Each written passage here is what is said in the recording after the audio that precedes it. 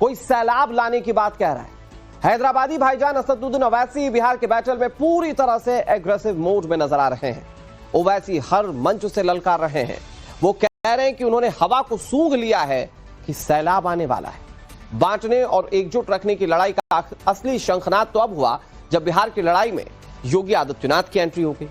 भड़काऊ भाईजान के लाउडस्पीकर की आवाज को मध्यम करने के लिए बीजेपी ने अपनी सबसे पावरफुल मिसाइल को बिहार के बैटल में उतार दिया है।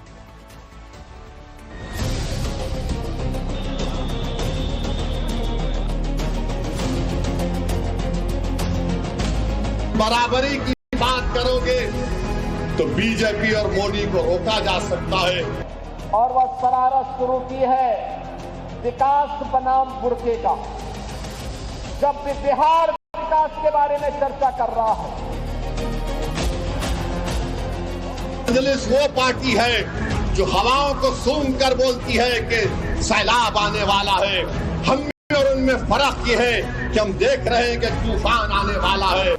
कहते थे राम हुए ही नहीं, कृष्ण हुए ही नहीं, भारत की विरासत को कोसते थे, भारत को अपमानित करते थे, भारत और भारतीयों को गाली देते थे, घुसपैठियों को घुसपैठ करा करके अराजकता पैदा करवाते थे। सबका नेता है। अगर किसी का नेता नहीं है तो बिहार में 19% मुसलमानों का नेता नहीं है। कौन वे लोग थे जिन्होंने बिहार की ज्ञान भूमि को, बिहार की इस आध्यात्मिक ज्ञान भूमि को परिवारवाद और अपराध की भूमि बना करके यहां के हमारे नौजवानों के सामने पहचान का संकट खड़ा कर दिया था। जिन्होंने इस देश को आजाद करवाया, आज उसी देश में आज बीजेपी हमसे कह रही है कि तुम आई लव मोहम्मद सल्लल्लाहु अलैहि वसल्लम का पोस्टर नहीं उठा सकते। उत्तर प्रदेश में माफिया तो जहन्नुम की यात्रा में जा चुके हैं।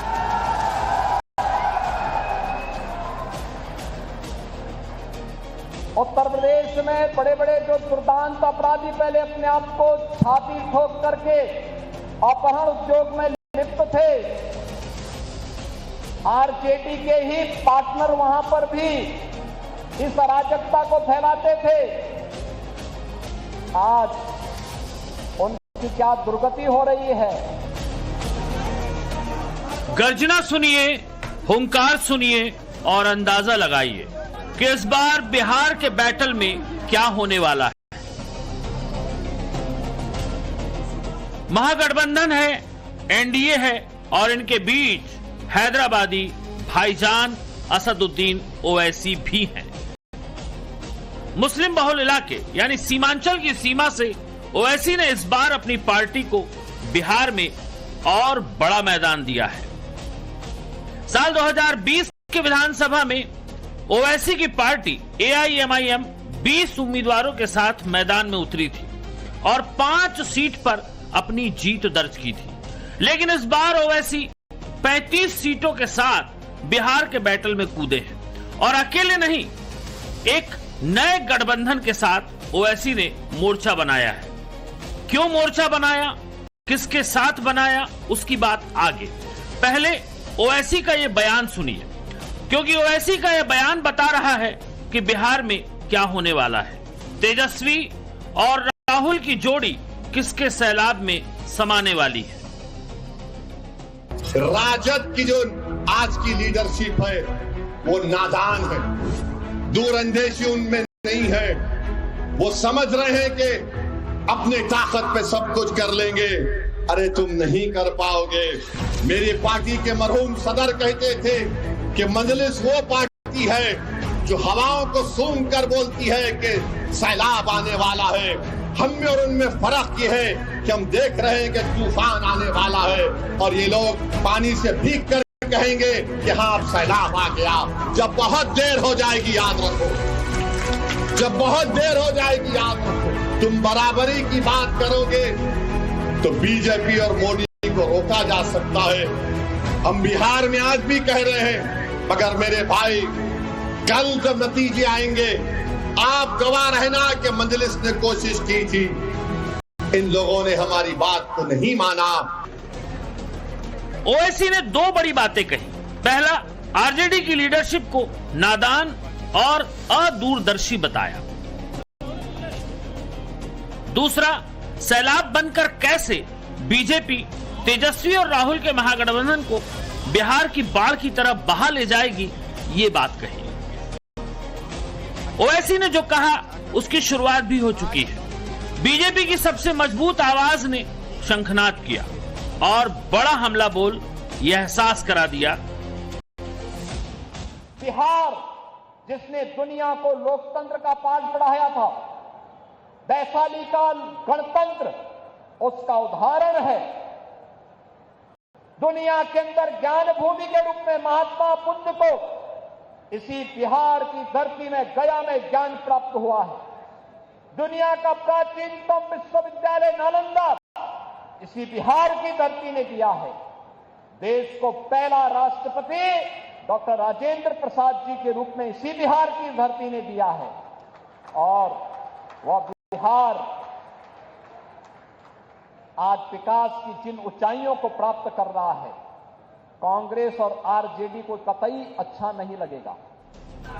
महागठबंधन के नाम पर जिस तरह से राहुल गांधी और तेजस्वी ने कंधे से कंधा मिलाकर बिहार में वोट अधिकार यात्रा निकाली, बीजेपी और मोदी के खिलाफ मोर्चा खोला और बिहार की जनता के सामने एकजुटता दिखाने की कोशिश की, वो पानी का बुलबुला साबित हुई। सीटों को लेकर जिस तरीके की खींचतान आरजेडी और कांग्रेस के बीच मची हुई है, उसको देखकर महागठबंधन का भविष्य बिहार में देखा और समझा जा सकता है। से 2005 तक बिहार का जंगल राज और परिवारवाद आपने देखा होगा। कौन वे लोग थे जिन्होंने बिहार की ज्ञान भूमि को, बिहार की इस आध्यात्मिक ज्ञान भूमि को परिवारवाद और अपराध की भूमि बना करके यहां के हमारे नौजवानों के सामने पहचान का संकट खड़ा कर दिया था। यहां विकास के नाम पर उस कालखंड में किस प्रकार की अराजकता फैलाई गई थी, एक किसी से छुपा हुआ नहीं। विकास के नाम पर यहां पर पेशेवर गुंडे और माफियाओं को सत्ता का संरक्षण 1990 से 2005 के बीच में प्रदान करके पूरे बिहार के विकास को बाधित कर दिया गया था। आरजेडी की लीडरशिप तेजस्वी यादव ने संभाल रखी है, लेकिन जो तेजस्वी अपने परिवार को नहीं संभाल पा रहे हैं, बड़े भाई तेज प्रताप यादव अलग पार्टी बनाकर चुनावी मैदान में कूद गए हैं, वो दूसरी पार्टी को एक साथ रख पाएंगे, ये अपने आप में बड़ा सवाल है। भाईजान इसीलिए आरजेडी की लीडरशिप यानी तेजस्वी को नादान और अदूरदर्शी कह रहे हैं और अपनी जमात के लोगों से कह रहे हैं कि 19% आबादी का नेता बनने की जरूरत है। यारों का नेता है, ईबीसी का नेता है, पसमानदा तबकात का नेता है, मांझी का नेता है, पासवान का नेता है, अरे सबका नेता है। अगर किसी का नेता नहीं है तो बिहार में 19% मुसलमानों का नेता नहीं है। ये सच्चाई है, इसको आपको कबूल करना पड़ेगा।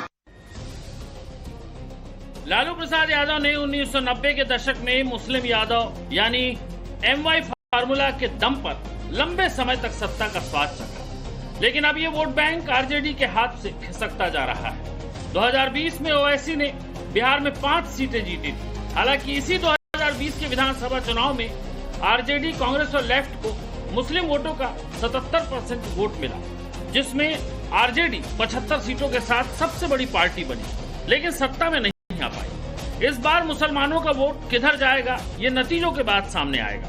बात मुस्लिम वोट बैंक की निकली तो एक चेहरा सीवान से चर्चा में है, ओसामा साहब का। बाहुबली शहाबुद्दीन के बेटे ओसामा को आरजेडी ने टिकट दिया है। शहाबुद्दीन वही हैं जिसने चंदा बाबू के 2 बेटों गिरीश और सतीश को किडनैप कर तेजाब से नहलाकर बर्बरता की हदें पार कर दी। अब बेटा मैदान में है। पिछले साल यानी 2024 के लोकसभा चुनाव में AIMIM और JDU ने मिलकर मुस्लिमों के 10 से 15% वोट काट लिए।